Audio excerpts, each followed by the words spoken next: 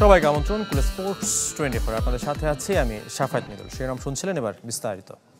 ভিগো wire guard প্রয়োজন মতো বাঁকানো যায়, অধিক চাপেও ভাঙে না। ভিগো। শুরুতেই জানাবো কুলের সৌজন্যে টি-20 বিশ্বকাপের খবর।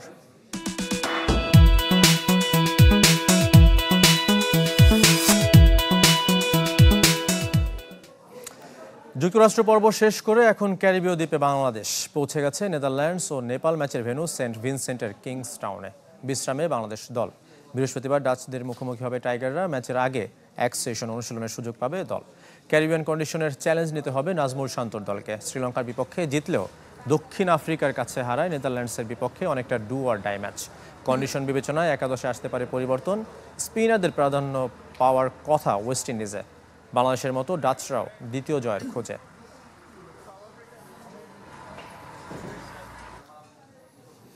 দর্শক, নিউ ইয়র্ক থেকে এখন যোগ দিচ্ছেন আমাদের সাথে রেজওয়ানুজ্জামান। রাজীব, আমরা দর্শকদের আসলে জানাচ্ছিলাম যে ইতোমধ্যেই কিন্তু বাংলাদেশ ভিনসেন্টে পৌঁছে গেছে, কিন্তু গতকালকে যে একটা ছোট মার্জিনের যে হারলো, এরপরে আসলে দলের মানসিকতা কেমন? মিদুল, ধন্যবাদ আপনাকে। দর্শকদের যেমনটা আপনি জানাচ্ছিলেন যে সেন্ট ভিনসেন্ট বাংলাদেশ দল পৌঁছে গেছে। গতকালই ম্যাচ থেকে সরাসরি বিমানবন্দরে এবং সেখান থেকে কিন্তু চার্টার ফ্লাইটে বাংলাদেশ দল সেন্ট ভিনসেন্ট গিয়েছে এবং আজকে বাংলাদেশ দলের কোনো প্রস্তুতি অনুশীলন কিছুই নেই, বিশ্রামে থাকবে বাংলাদেশ দল। আগামীকাল বাংলাদেশ দল অনুশীলন করবে, অর্থাৎ একদিনের অনুশীলনের পরে কিন্তু নেদারল্যান্ডসের বিপক্ষে তৃতীয় ম্যাচ বিশ্বকাপের খেলতে নামবে। আর বাংলাদেশ দলের অবস্থা যদি বলি, বাইরে থেকে তো অন্তত আমরা সবাই বলতে পারি যে সবাই আশাহত, হৃদয় ভঙ্গের বেদনায় আসলে পড়ছে, কিন্তু সেটা সত্যি তাদের কতটা পোড়াচ্ছে সেটা কিন্তু প্রশ্ন আছে, এবং তাতে তাদের দায় আছে কিনা সেটাও কিন্তু প্রশ্ন।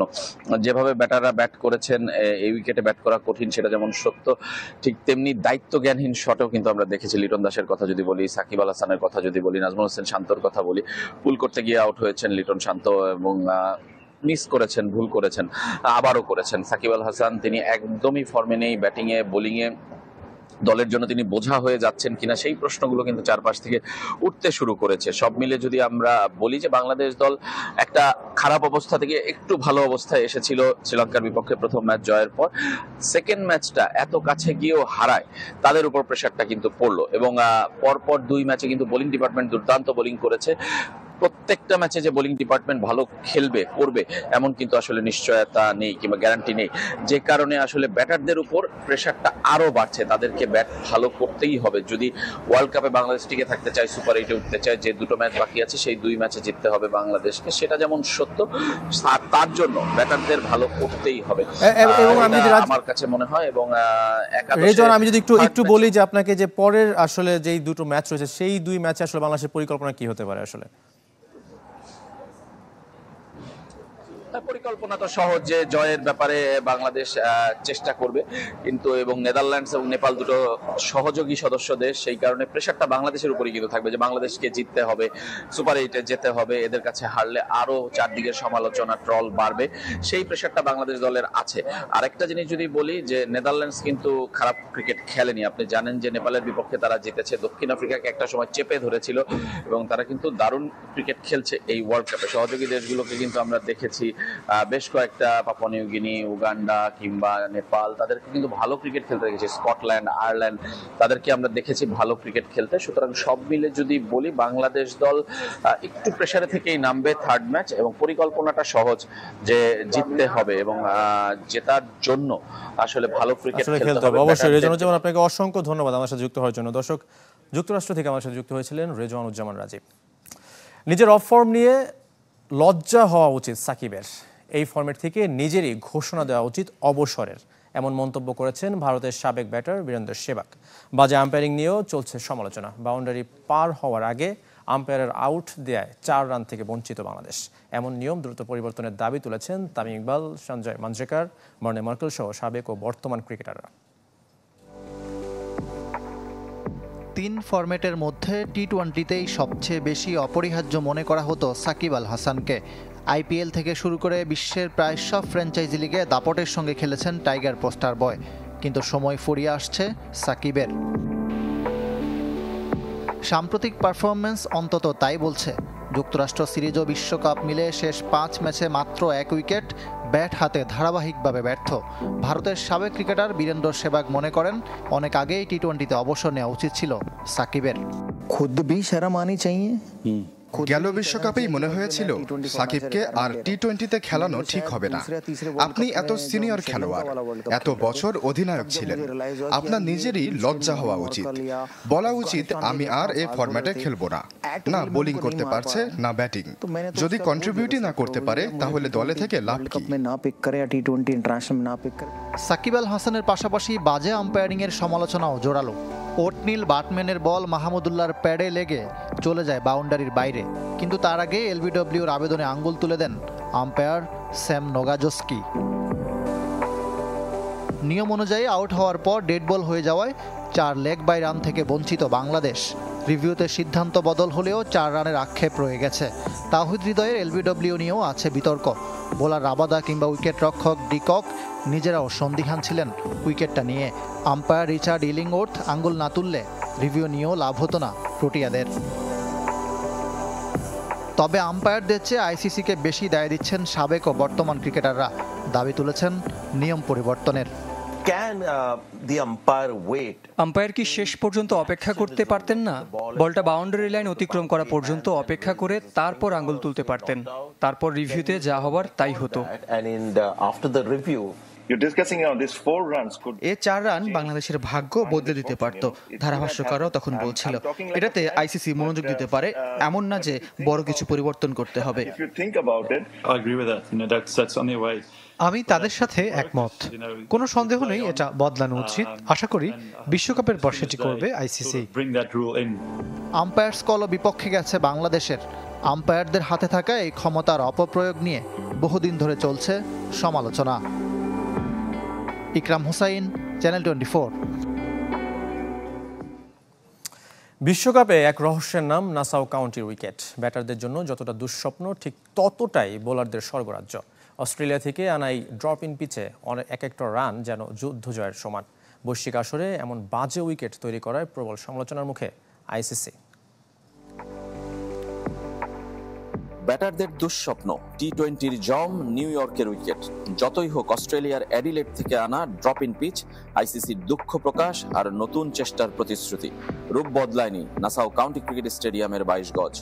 এই পিচকে ভয়ঙ্কর আখ্যা দিয়েছেন অ্যান্ডি ফ্লাওয়ার। অচেনা ক্রিকেটের এই রূপটাই নিয়মিত মনে হতে পারে মার্কিনীদের কাছে। যদিও $30 মিলিয়ন এই স্টেডিয়ামের শুরুটা বিশ্বকাপ দিয়ে, শেষটাও। টিকে থাকবে সব পরিসংখ্যান, কিন্তু হারিয়ে যাবে স্টেডিয়াম। প্রবাসী নিউ ইয়র্কারদের আকৃষ্ট করতে গিয়ে এই মাঠে ভারতের 3 ম্যাচ দিয়েছে আইসিসি। দক্ষিণ আফ্রিকাও খেলেছে 3 ম্যাচ, তবে তা ব্যাকফায়ার করেছে দু দলেরই। ভারত আর দক্ষিণ আফ্রিকা দুদলই হাঁটতে হাঁটতে জিতেছে। ডেভিড মিলার ও হেনরিক ক্লাসেন 3টি করে ম্যাচ ইতিমধ্যেই খেলে ফেলেছেন। টি-20র ভয়ঙ্কর 2 ব্যাটারের স্ট্রাইক রেট 100-র নিচে। নর্থিয়ে বুমরাদের সঙ্গে তানজিম হাসান, সাকিব, মোস্তাফিজ, তাসকিনরা দারুণ বোলিং করেছেন, তবে সেটা তাদের কৃতিত্বের চেয়েও ওই যে রহস্যে ঘেরা পিচের কীর্তি। না আছে বাউন্সের ঠিকানা, না আছে লেন্থ আর লাইনের নিশানা। ঠিকঠাক টাইমিং যেমন করা যায় না, আউটফিল্ডও কথা শোনে না কারো। যে মাঠে 137 রান সর্বোচ্চ স্কোর, তাও আবার আয়ারল্যান্ডের বিপক্ষে করেছিল কানাডা। গড় স্কোর 100-র আশেপাশে। 6 ম্যাচের 4টাতে পরে ব্যাট করা দল জিতেছে। টানা 4 দিন খেলাটাও যেন বোঝা নাসাউ কাউন্টি স্টেডিয়ামের। এত বড় আয়োজন, এত বিনিয়োগ, ক্রিকেটের বৈশ্বিক আসর, কিন্তু লেভেল প্লেইং ফিল্ড না দেয়া বা দর্শককে বিনোদন থেকে বঞ্চিত করার দায় কে নেবে? রেজওয়ানুজ্জামান, চ্যানেল 24, নিউ ইয়র্ক, যুক্তরাষ্ট্র। এই যে আমার ব্যাংক আরএফএল গ্যাস স্টোভ, এর সায়েন্টিফিক নজল আর ব্রাশ বার্নার তাপকে সমানভাবে ছড়িয়ে খরচ বাঁচায় 25%। আরএফএল গ্যাস স্টোভ, নিরাপদ ও গ্যাস সাশ্রয়ী। এদিকে বিশ্বকাপের প্রথম জয়ের সন্ধানে আর কিছুক্ষণ পর কানাডার মুখোমুখি হবে পাকিস্তান। ডু অর ডাই ম্যাচে টস জিতে ফিল্ডিং করার সিদ্ধান্ত নিয়েছেন বাবর আজম। টুর্নামেন্টে টিকে থাকতে জয়ের বিকল্প নেই ম্যান ইন গ্রিনদের। যুক্তরাষ্ট্রের পর ভারতের কাছেও হেরে কোণঠাসা 2009 আসরের চ্যাম্পিয়নরা। যুক্তরাষ্ট্রের কাছে প্রথম ম্যাচে হারলেও দ্বিতীয়টিতে আয়ারল্যান্ডের বিপক্ষে জিতেছে কানাডা। পাকিস্তানকে হারিয়ে অঘটনের জন্ম দিতে চায় সাদ বিন জাফরের দলটি। টিকে থাকতে চায় সুপার 8-এর লড়াই।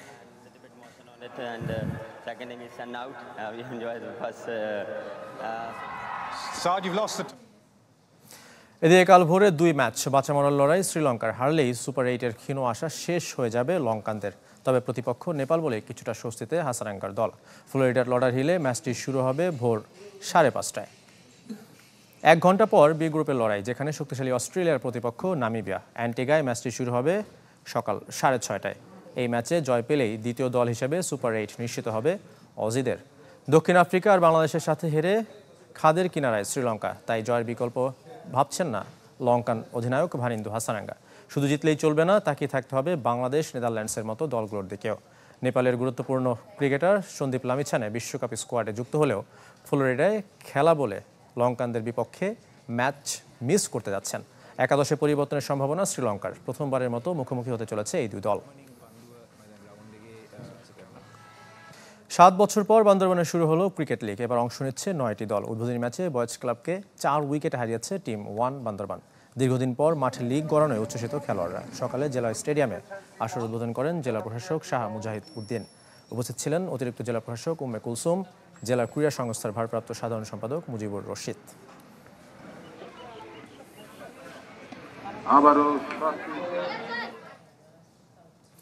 শেষ করবো কুল স্পোর্টস 24 খেলা সব আপডেট ও রিপোর্টগুলো দেখতে ভিজিট করুন facebook.com/sports24 টিম এই পেজে। ধন্যবাদ সঙ্গে থাকার জন্য।